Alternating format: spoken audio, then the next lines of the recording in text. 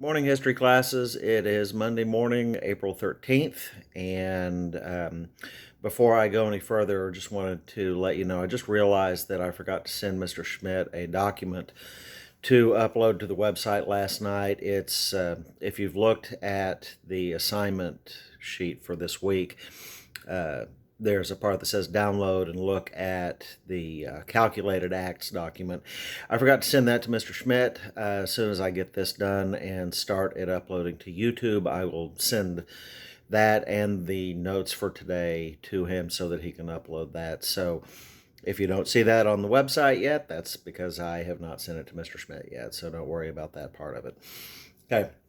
So, starting today, a little deep dive into the civil rights movement. We're going to spend probably the next 2 weeks on this.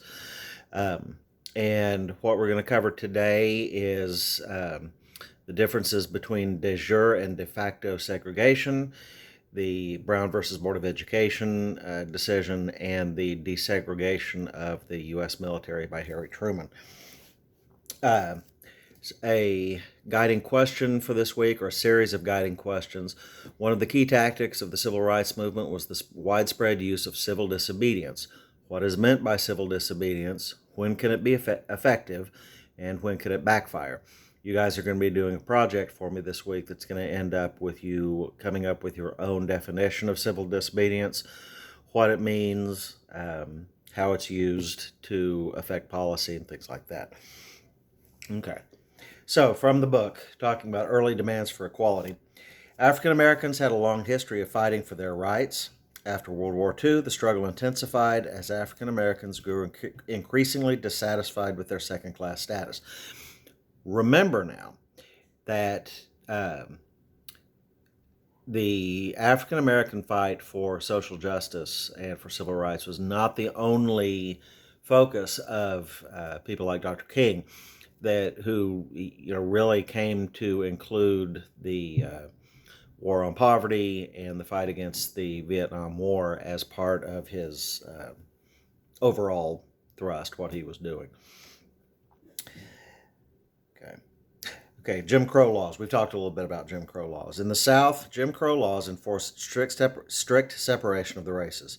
Separation that is imposed by law is known as de jure segregation, DEJURE. And that just means segregation that is encoded in law. There's a law that says black people and white people cannot share a lunch counter or whatever. In 1896, in Plessy versus Ferguson, the Supreme Court had ruled that such segregation was constitutional as long as the facilities for blacks and white were, quote unquote, separate but equal. But this was seldom the case. The facilities for African Americans were rarely, if ever, equal. In the South and elsewhere, segregation extended to most areas of public life. Officials enforced segregation of schools, hospitals, transportation, restaurants, cemeteries, and beaches. Think about that, even with cemeteries. Back several years ago when Chris was in Cub Scouts, he and I participated in a project that in which we went across the street from the church where his Cub Scout pack met and helped clean up what had been an African American cemetery. And in the main cemetery right next to the church on the other side of the street, it's beautifully maintained, great, nice headstones that have been there for generations and whatnot.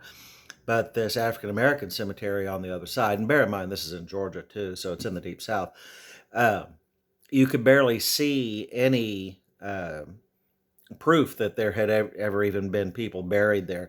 As we were clearing out the underbrush, we found, I think, 3 or 4 stones that had initials carved in them that had probably been there for 60 or 70 years at least, and where people had been buried in the first half of the 20th century and had simply been buried in this field, uncared for, just kind of unmaintained field across the street from the church, and not buried in the church's main cemetery because they were African American. And so segregation very much included burial, cemeteries, burial rights after death, and beaches.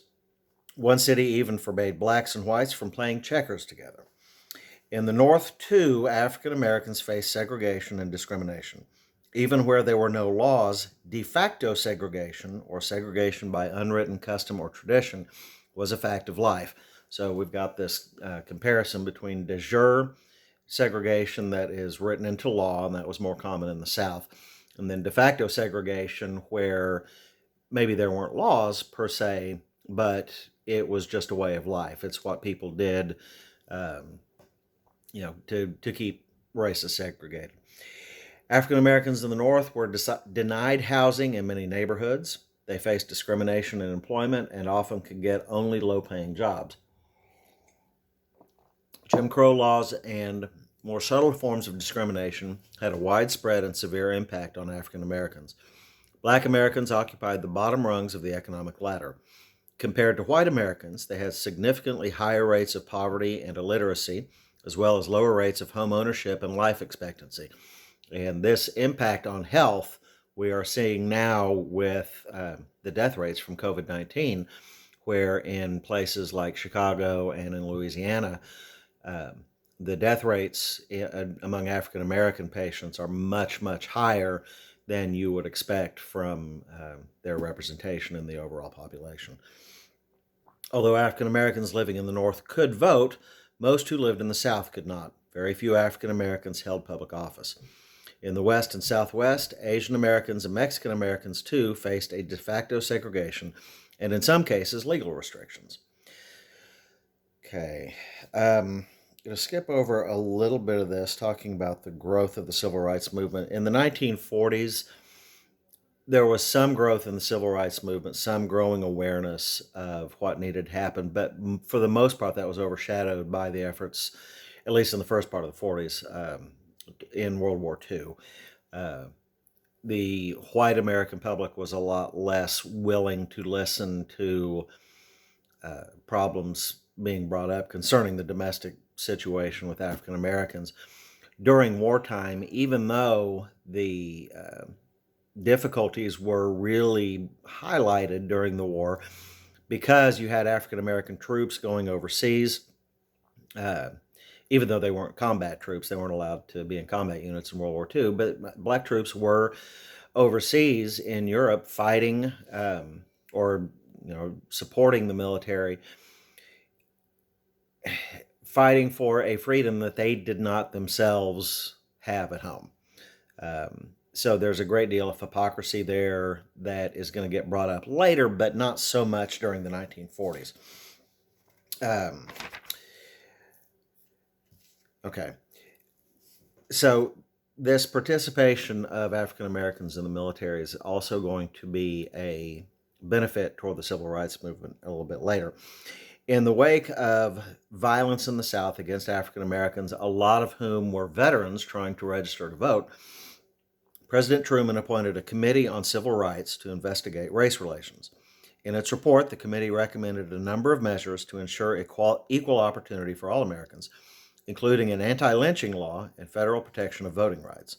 Unfortunately, Truman was unable to win congressional support for these initiatives.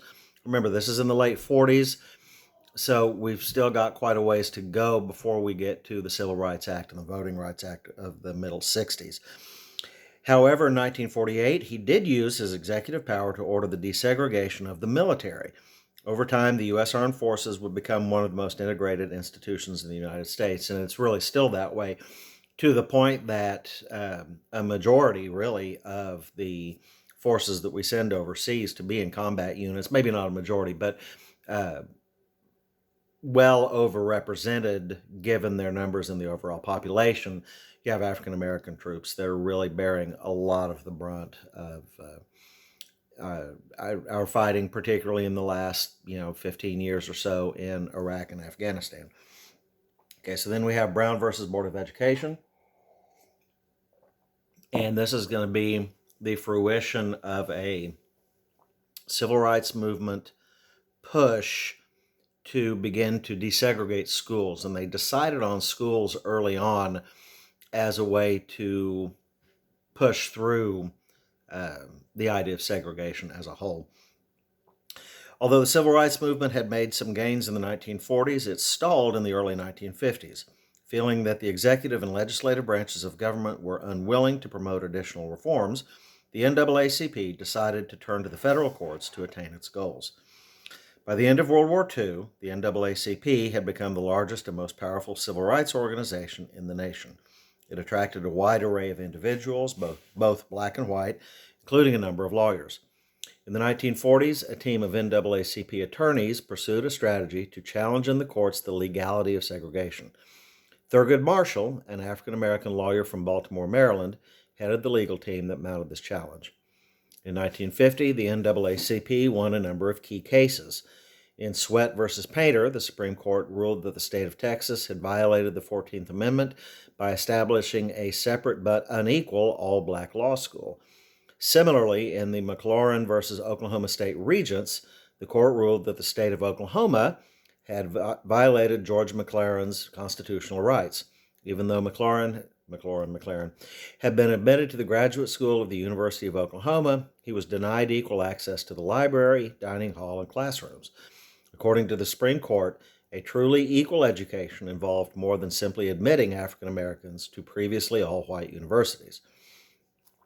Not long after it won these cases, the NAACP mounted a much broader challenge to segregated public education at all grade levels. This challenge became known as Brown versus Board of Education, Topeka, Kansas. In the Sweat and McLaurin cases, the NAACP asserted that Texas and Oklahoma had failed to provide equal educational experiences. In the Brown case, however, the NAACP challenged the separate but equal principle itself, which had been established in the 1896 Plessy versus Ferguson case. So we have a change in tactics here from the NAACP trying to go state by state. We've got 50 states here where differing levels of segregation are all in place. Do you want to have to go fight everything in Texas, then have to fight things in Oklahoma, then fight things in Utah? Or do you want to go at the base of it, kind of get at the root of the thing and attack this idea of separate but equal from its roots? And that's what they're deciding to do here in Brown. The Supreme Court agreed with the NAACP's argument that segregated public education violated the U.S. Constitution. All 9 of the court's justices supported the Brown decision, which was written by newly appointed Chief Justice Earl Warren. Does segregation of children in public schools solely on the basis of race deprive the children of the minority group equal education opportunities? Warren asked in his decision. We believe that it does. The Chief Justice and the court declared, in the field of public education, the doctrine of separate but equal has no place. In the same month as the Brown decision, the Supreme Court decided another civil rights case, this time involving Mexican Americans. In Hernandez v. Texas, the court ended the exclusion of Mexican Americans from from trial juries. The Hernandez decision was the first Supreme Court ruling against discrimination targeting a group other than African Americans. Okay, and then the reaction to Brown versus Board of Education, we're going to start seeing a backlash here. This is going to really define a lot of the 50s and 60s. The Brown decision was one of the most significant and controversial in American history. Because public education touched so many Americans, it had a much greater impact than cases involving only professional and graduate schools. Moreover, by overturning the principle of separate but equal, the court lent its support to the views of many civil rights advocates that all forms of segregation are wrong. In a separate ruling known as Brown 2, the court called for the implementation of its decision with all deliberate speed across the nation. However, most Southerners had no intention of desegregating their schools without a fight. In 1956, about 100 Southern members of Congress endorsed the Southern Manifesto. They pledged to oppose the Brown ruling through all lawful means on the grounds that the court had misinterpreted the Constitution. More ominously, the Ku Klux Klan staged a revival. Many prominent white Southerners and businessmen organized what were known as white citizens' councils that declared that the South would not be integrated. The citizens' councils imposed economic and political pressure against those who favored compliance with the Supreme Court's decision. So we've got a real setup here for a conflict between the federal government, as represented by the Supreme Court in its Brown versus Board of Education decision, which is saying, okay, from this point on, all public schools in America are to be integrated. And different states in the South, particularly, that are going to assert what they are calling states' rights, to say, okay, well, the National Supreme Court has said this, but we here in, name a southern state, choose one, Alabama, choose not to integrate our schools. Education is a state issue, therefore the Supreme Court ruling is wrong, and we're going to keep our schools segregated.